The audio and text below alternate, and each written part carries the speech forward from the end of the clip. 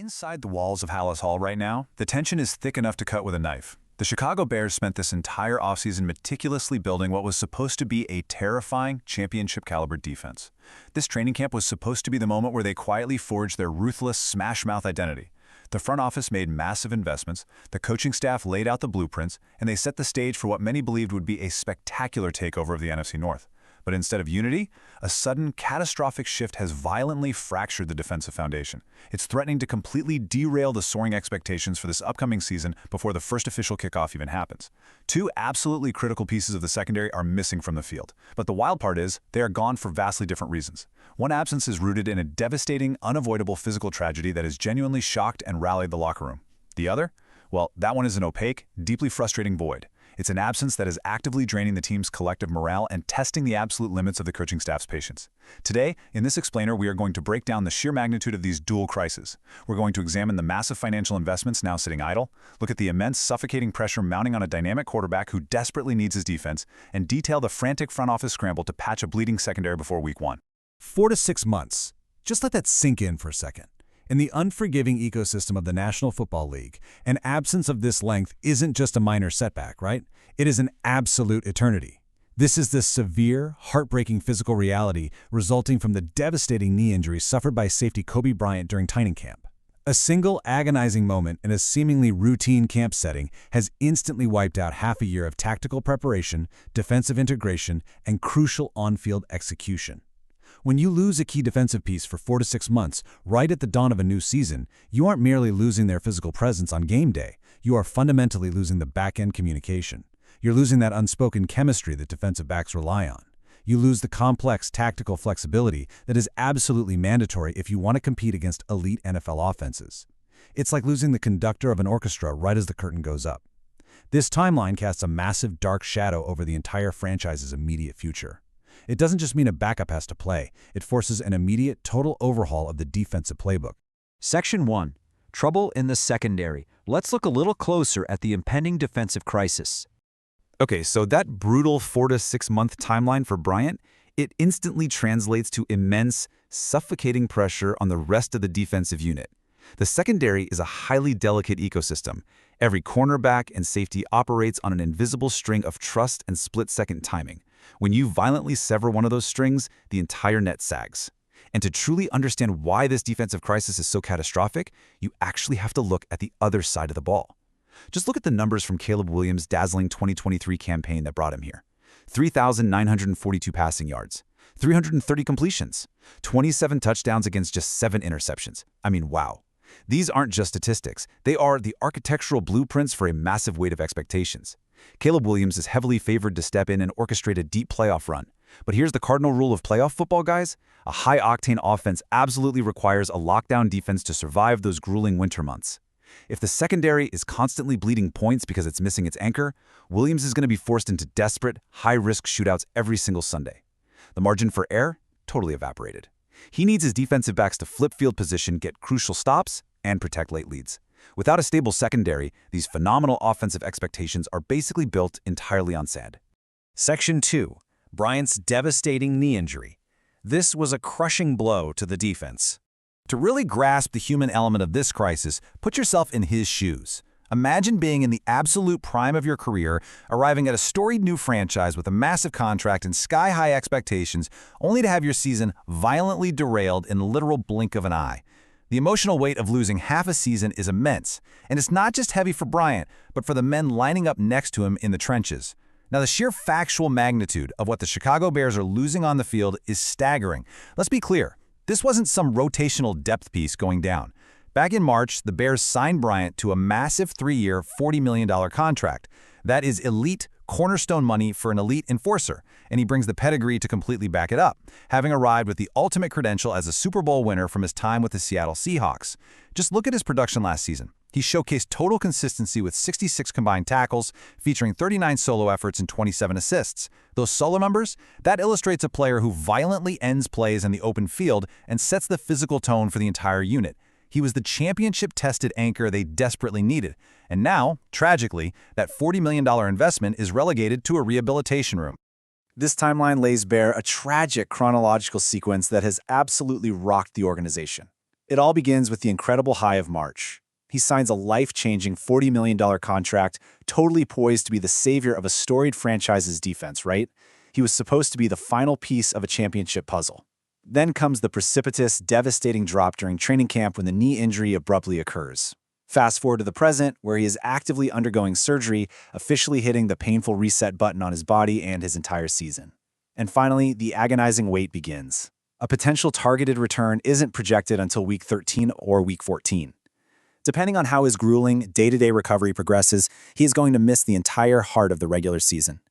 By the time he potentially steps back onto the field in the bitter, unforgiving cold of a Chicago December, man, the Bears' playoff fate may have already been permanently sealed. For better or worse, they have to navigate the hardest part of the year without him. Section 3, Caleb Williams' stoic support. Let's hear directly from the franchise quarterback.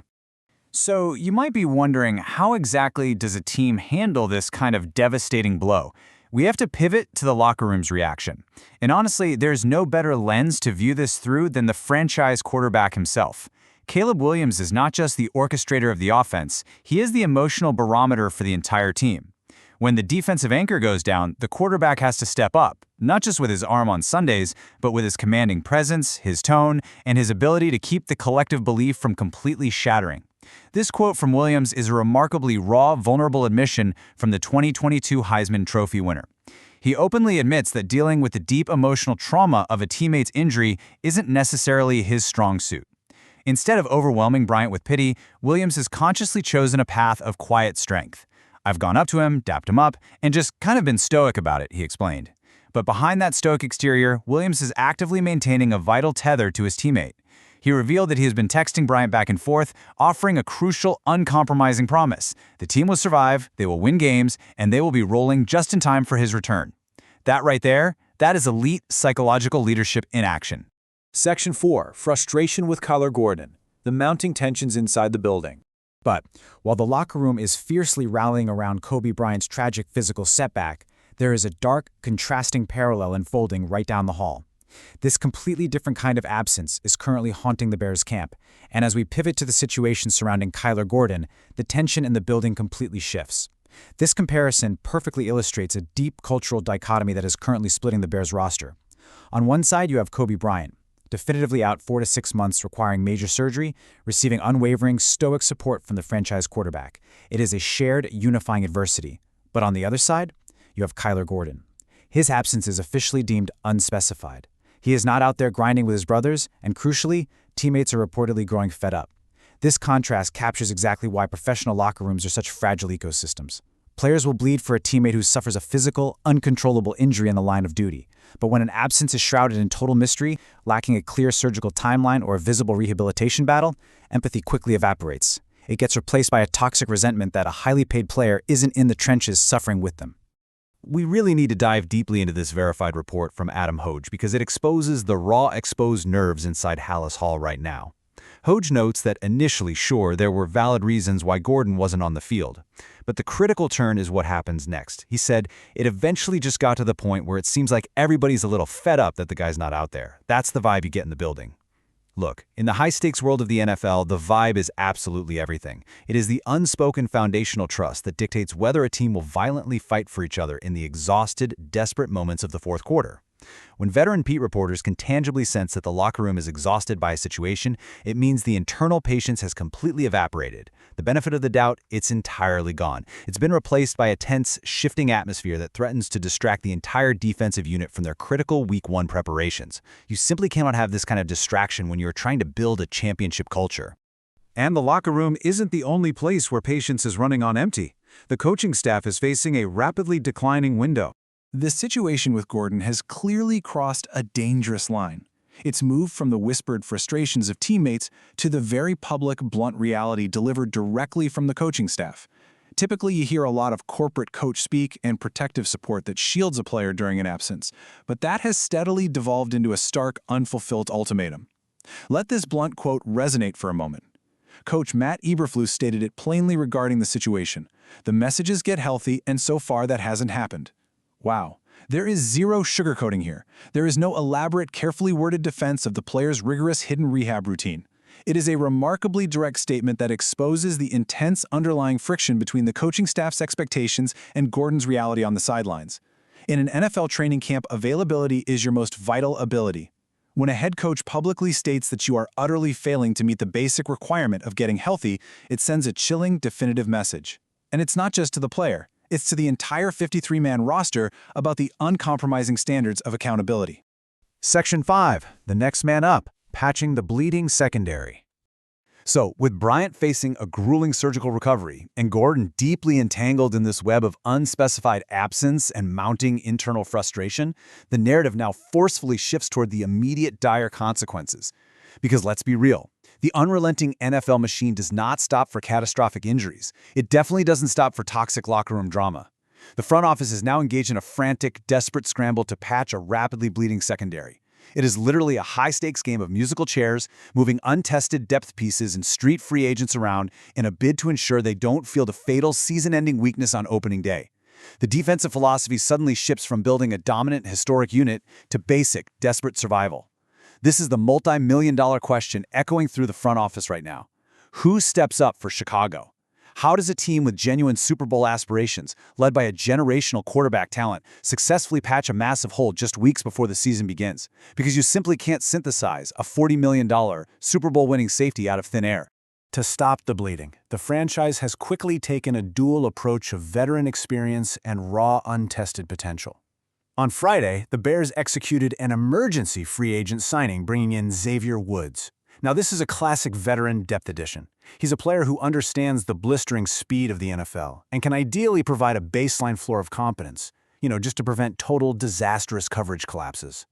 But the far more fascinating and consequential move is the immense franchise-altering pressure now placed squarely on the shoulders of Dylan Thieneman. Drafted at number 25 overall this year, the initial grand plan was likely to groom him slowly. Put him behind established veterans, let him learn the incredibly complex defense at his own pace.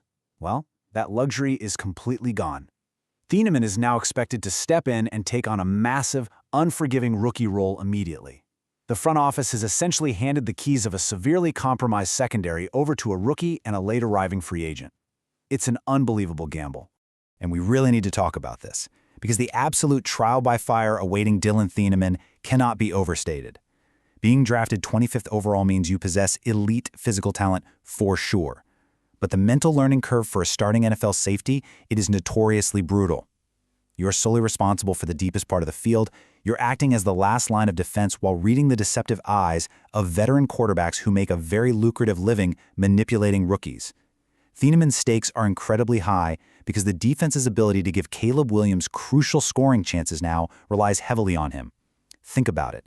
If Thieneman bites on a pump fake and blows a deep coverage, Williams is constantly playing from behind. If Thieneman can't make critical one-on-one tackles in open space, long, methodical drives will keep the Bears' potent offense freezing on the sidelines. He is a rookie forced directly into the brightest, most unforgiving spotlight imaginable. He is carrying the defensive hopes of a storied franchise that is utterly desperate to prove it belongs in the elite tier of the NFC. Which brings us to the ultimate overarching question hanging over the entire organization right now. Can the Bears survive this defensive turmoil? We have unpacked a dual crisis that fundamentally threatens the very fabric of their highly anticipated season.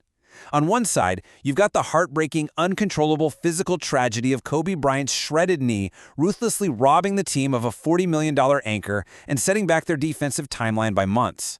On the other side, there's the toxic, culturally corrosive frustration surrounding Kyler Gordon's completely unspecified absence.